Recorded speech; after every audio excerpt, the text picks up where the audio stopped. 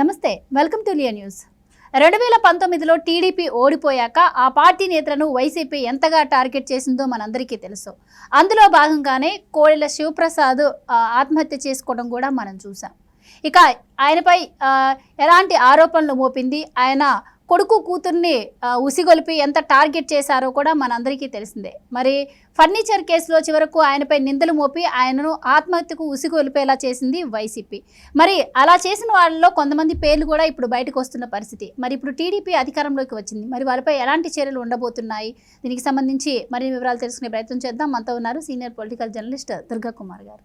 నమస్కారం. నమస్కారం మా గోవర్ధన, మన వీక్షకులు కూడా నమస్కారం. సార్, 2019లో వైసీపీ అధికారంలోకి వచ్చాక మొదట బలైన వ్యక్తి అంటే కోడెల శివప్రసాద్ గారి పేరే వినిపిస్తోంది. ఆయన పల్నాడు టైగర్గా పేరుండేది ఒకప్పుడు ఆయనకి. అలాంటి ఆయన కూడా మరి వైసీపీ చేసినటువంటి రాజకీయాలకు ఆత్మహత్య చేసుకోవాల్సి వచ్చింది. మరి ఆ ఆత్మహత్య వెనుక చాలామంది ఒత్తిళ్ళు ఉన్నాయి, చాలా ప్రెజర్ ఉంది. వైసీపీ పార్టీలో కొందరు పేర్లు కూడా వినిపిస్తూ ఉన్నాయి. మరి వాళ్ళపై ఎలాంటి చర్యలు ఉండొచ్చు అంటారు? మరి ఏం చెప్తారు? ఆయన మొదటి బలైన వ్యక్తే కాదు, అసలు ఆయన ఆత్మహత్య చేసుకోవటం, అందులో ఆయన స్పీకర్గా పనిచేశాడు. ఆ స్థాయిలో పనిచేసిన వ్యక్తులు ఎవరు కూడా రాజకీయ రంగంలో ఇంతవరకు దేశంలోనే ఆత్మహత్య చేసుకున్న సంఘటన జరగల. అది కేవలం రాజకీయ వేధింపులు, కక్ష సాధింపు. ఆయన ఏంటంటే స్పీకర్గా పుల్లాగా బతికాడు, వీళ్ళని పెద్ద కేర్ చేయలేదు వైఎస్ఆర్సీపీని. అది కక్ష పెట్టుకున్నారు.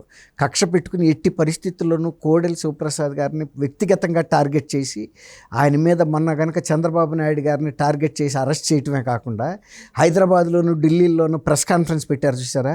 ఆయన్ని అరెస్ట్ చేస్తే ఇక్కడ కోర్టుల్లో ప్రొడ్యూస్ చేయాలి, ఇక్కడ కోర్టులో కేసు విచారణ జరగాలి. వాళ్ళకి ఈ విచారణ జరుగుతుందని, ఈ విచారణలో ఆయనకు శిక్ష పడుతుందని నమ్మకం లేదు వాళ్ళకి. ఎందుకంటే అక్కడ రుజువులు లేవు. కనీసం ఆయన్ని వ్యక్తిగతంగా బదనాం చేయాలి, ఆయన అప్రతిష్ట పాలు చేయాలి. అప్రతిష్ట పాలు చేయాలంటే ఏం చేయాలి? ప్రచారం ఎక్కువ చేయాలి. ప్రచారం ఎక్కడ చేస్తే, అమరావతిలో చేస్తే జాతీయ స్థాయిలో జరగదు, పక్కన ఉన్న ఆంధ్రప్రదేశ్లో, తెలంగాణలో జరగదు. అందుకని అక్కడ ప్రెస్ కాన్ఫరెన్స్లో చెప్పడంతో పాటు హైదరాబాదు రావాల్సిన అవసరం ఏముంది? ఆల్రెడీ అమరావతిలో చెప్పారు కదా, అక్కడ ఉండే పత్రికలు కవర్ చేస్తాయి, మీరు ఏ చెప్పినా చేస్తాయి. అది నిజమా ఒట్టిదో తర్వాత ఈ కోర్టులు నిర్ధారిస్తాయి. అట్లా కాకుండా ఎంత ప్రచారం జరిగితే అంత అపకీర్తి వచ్చి చంద్రబాబు నాయుడు గారు కూడా బయటికి రాకుండా సిగ్గుతో లాన్ ఉండిపోతాడు, జంకుతాడు, నైతికంగా దెబ్బతింటాడు. అదే ఫార్ములాని కోడెల శివప్రసాద్ గారి మీద కూడా అమలు చేశారు. కోడెల శివప్రసాద్ గారు బలయ్యాడు. కోడెల శివప్రసాద్ గారు మీరు అన్నట్టు ఒకప్పుడు పల్నాడు పులే, కానీ వ్యక్తిగతంగా ఆయన్ని ఇంత టార్చర్ చేస్తుంటే ఏదైనా పెద్ద విలువగా, ఇప్పుడు ఈయనలాగా 45,000 కోట్లు మింగేశాడు, ఆయన ఆస్తులు జప్తయినాయి అని రోజు ప్రచారం చేసినా అది ఒక విలువ ఉంటుంది. తీసుకున్నది కూడా 45,000 కోట్లు కదా, ఒక స్థాయి గల కరప్షన్ ఉంటుంది. ఫర్నిచరు, స్పీకర్ ఆఫీసులో ఉండే కొన్ని కుర్చీలు తీసుకెళ్ళి వాళ్ళ అబ్బాయికి ఏదో మోటార్ సైకిల్ ఏజెన్సీ ఉంది, సేల్ చేసే ఏజెన్సీ, ఆ ఏజెన్సీలో వేసుకున్నారనేది ఆయన మీద ఆరోపణ.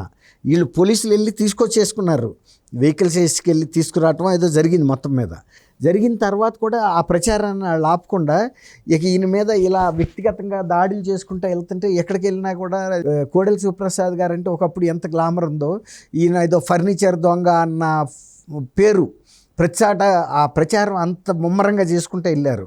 ఇక ఆయన ఎక్కడికి వెళ్ళినా ఇదేంటి, ఇది నన్ను వదలటం లేదు ఈ కేసు, అక్కడికి ఆయన ఫైట్ చేసినా కూడా వీళ్ళు, ఇప్పుడు ఎవరన్నా నిద్రపోయేవాడిని లేపగలరు కానీ నిద్ర నటించేవాడిని వీళ్ళు కావాలని ఏదో ఒక రకంగా ప్రచారం చేస్తుంటే ఆయన ఎన్నాలని ఆగుతాడు.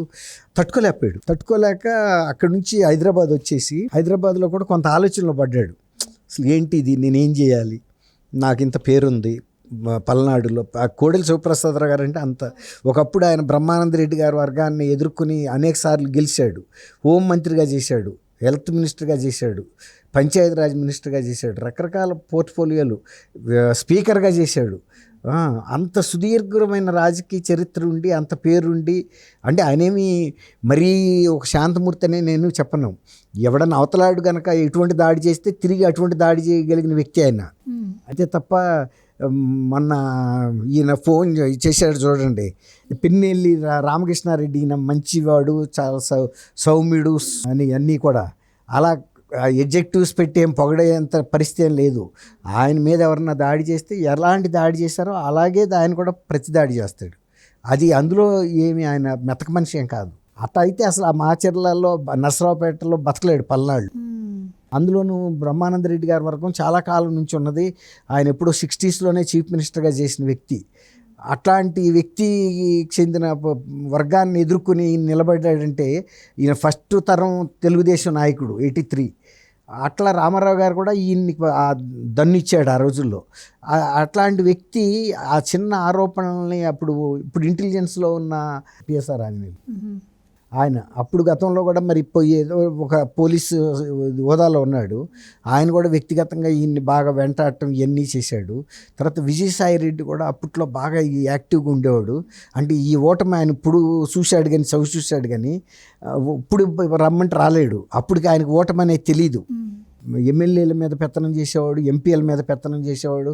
ఎక్కడన్నా సమస్య ఉందంటే ఈయన ఆ ప్రాంతానికి పంపించేవాళ్ళు. వైజాగ్కి ఒక ఉప ముఖ్యమంత్రి, ఉత్తరాంధ్రకి ముఖ్యమంత్రి లాగా వ్యవహరించాడు. అంత పవర్స్ ఉండే ఆయన చేతుల్లో. అందుకని అప్పుడు ఈ వ్యక్తిగతంగా ఎవరైతే తెలుగుదేశంలో ప్రముఖ నాయకులు ఉండారో వాళ్ళని వేధించే భాగంగా డాక్టర్ కోడెల శివప్రసాదరావు గారిని వేధించే కార్యక్రమానికి ఈ నాయకత్వం వహించాడు. ఇప్పుడు వాళ్ళకి తెలుగుదేశం వాళ్ళకి ఇప్పుడు కూడా అది మింగలేని సమస్య. కోడెల శివప్రసాదరావు గారు లాంటి ఒక మంచి నాయకుడిని కోల్పోయాం, బలమైన నాయకుడిని. తర్వాత అంత సీనియర్ నాయకుడిని కోల్పోయాం చిన్న రీజన్తో. వీళ్ళు వ్యక్తిగతంగా వాళ్ళు వేధిస్తుంటే మనం ఆయన కాపాడుకోలేని పరిస్థితిలో ఉన్నామనే బాధ. ఆయన మరణించినప్పుడు వెళ్ళినప్పుడు చంద్రబాబు గారు కూడా కొన్ని వ్యాఖ్యలు చేసిన సందర్భం మనం చూసాము. అంటే ఎటువంటి కారణం లేకుండా ఆయన ఇబ్బంది పెట్టి చేశారు, ఆయన మరణానికి కారణమయ్యారని చెప్పి కూడా కొంతమందిపై చేశారు. అప్పుడు కార్యకర్తలు కూడా కొంతమంది ప్రతిజ్ఞ తీసుకున్నారు. ఇందుకు కారకులైన వాళ్ళు మేము వదలమని కూడా ప్రతిజ్ఞలు తీసుకున్నారు. అసలు ఆ రోజు ఆయన పార్థివ శరీరాన్ని ఎన్టీఆర్ ట్రస్ట్ భవన్లో పెట్టారు.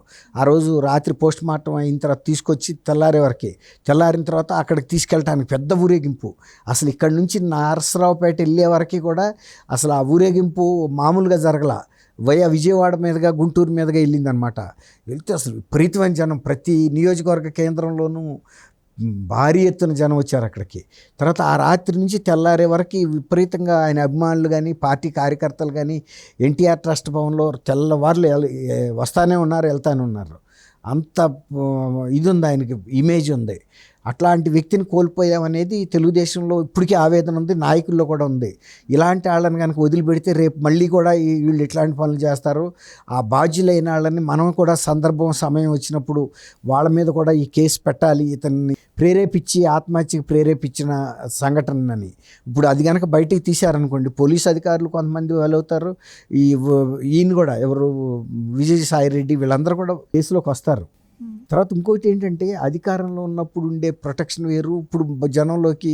ఆ రోజు ఆయన కూడా కోడెల శివప్రసాదరావు గారు తట్టుకోలేకపోయింది. ఎందుకు? ఇప్పుడు అధికారంలో ఉంటే అది వేరు, కానీ ప్రజల్లోకి వెళ్ళి తిరుగుతున్నప్పుడు ప్రతి వాళ్ళు ఇలా అవమానకరంగా మాట్లాడటం, వీళ్ళేమో ఆగకుండా ప్రచారం చేయటం ఆయన మీద మానసికంగా ఒత్తిడి తీసుకొచ్చింది. అందువల్లే ఆయన ఉరేసుకుని చనిపోవటం ఏంటి, అసలు ఎవరు నమ్మరు. ఆయన ఒక పెద్ద డాక్టర్. తర్వాత ఆయన కుటుంబంలో అనేకం సంఘటనలు జరిగినాయి. ప్రమాదవశాత్తు కొడుకు చనిపోయాడు కారు యాక్సిడెంట్లో. అలా అన్నీ ఆయనే ఒకసారి ఇంటర్వ్యూలో కూడా చెప్పాడు, నేను జీవితంలో అనేక ఆటుపోట్లు తిన్నానని. అన్ని ఆటుపోట్లు తిన్న వ్యక్తి ఎప్పుడు షేక్ అవ్వాల. కొడుకు కూడా డాక్టరు. ఆయన ఫారిన్ వెళ్ళాల్సి ఉండి అక్కడ రామగుండం నుంచి వస్తా కరీంనగర్ రూట్లో రాజీవ్ రహదారిలో రోడ్డు యాక్సిడెంట్లో చనిపోయారు. డాక్టరు అయినా కూడా అవన్నీ కూడా దిగమింగుకుని ఆయన ధైర్యంగానే బతికాడు. కానీ తన్ని వ్యక్తిగతంగా ఇంత చిల్లర ఇష్యూస్ మీద, ఏమీ లేని దాని మీద ప్రచారాలు చేసి ఆయన అవమానపరిచేటప్పటికి అవమానాన్ని తట్టుకోలేకపోయాడు. ఇప్పుడు తెలుగుదేశం వాళ్ళు కూడా ఇటువంటి వాళ్ళని వదలొద్దు, మన పార్టీలో ఇంత సీనియర్ నాయకుల్ని బలిగొన్న వ్యక్తులు, అది కావాలని చేశారు ఇది ఆయన మీద కక్షతో. కాబట్టి వాళ్ళకు ఒక గుణపాఠం చెప్పాలనేది పార్టీ క్యాడర్లోనూ ఉంది, నాయకుల్లో కూడా ఉంది. అది ఏ రూపంలోనైనా ఒక సమయంలో ఖచ్చితంగా చెప్తారు. ఎందుకంటే అంత పెద్ద లీడర్ని కోల్పోవటం పార్టీలో, రాష్ట్రంలో మరి ఆయన అంత పేరున్న వ్యక్తి కదా. సీతారామాంజనేయులు అన్న వ్యక్తి కూడా ఇప్పుడు ఫోన్ ట్యాపింగ్ కేసులో కూడా ఆరోపణలు ఎదుర్కొంటున్నారు. అవును, ఎందుకు శ్రీధర్ రెడ్డి అని ఆ రోజున కోటంరెడ్డి శ్రీధర్ రెడ్డి కూడా చెప్పాడు కదా, ఆనం రామనారాయణ రెడ్డి చెప్పాడు, కోటంరెడ్డి శ్రీధర్ రెడ్డితో ఈయనే ఒప్పుకున్నాడు టేప్ చేస్తున్నమాట వాస్తవం అని, ఫోన్ ట్యాపింగ్ జరుగుతుందని. కాబట్టి అవన్నీ ఆధారాలు ఉన్నాయి. ఖచ్చితంగా మూల్యం చెల్లించాలమ్మా. ఇంకోటి ఏంటంటే గతంలో లాగా ఇప్పుడు చంద్రబాబు నాయుడు గారు మారిన మనిషి. ఎట్లా అంటే ఆయన ఒక మాట చెప్తున్నాడు, అధికారులు కనుక ఇట్లాంటి తప్పులు చేస్తే వదిలేస్తే అదొక అలవాటు కింద మారుతుంది, కాబట్టి దానికి తగ్గ క్రమశిక్షణ చర్యలు తీసుకుంటే మళ్ళీ రిపీట్ కావని కూడా చెబుతున్నారు. గతంలో ఆయన అట్లా అనేవాడు కాదు, ఏదో అన్నట్టు వదిలేసేవారు. ఇప్పుడు ఆయనే అంటున్నాడు అలవాటు కింద మారకుండా ఇటువంటి క్రమశిక్షణ లేని అధికారులకి క్రమశిక్షణ నేర్పించాలి, వాళ్ళ మీద చర్యలు తీసుకోవాలని ఆయనే కూడా చెబుతున్నాడు. ఇప్పుడు మారిన మనిషిగా చంద్రబాబు గారి గతానికి ఇప్పటికి చాలా మార్పు వచ్చేసింది. Right sir, thank you so much. Thank you అమ్మ గోవర్ధన.